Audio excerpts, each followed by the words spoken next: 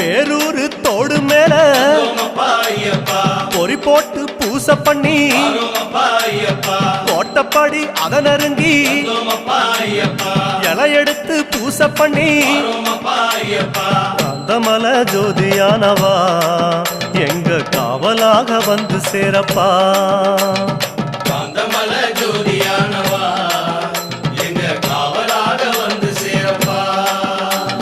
சன்னதியில் கட்டுங்கட்டி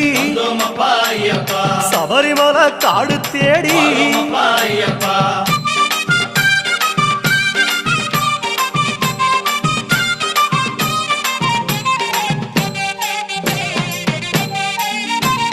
சிவபெருமான் வந்த இடம்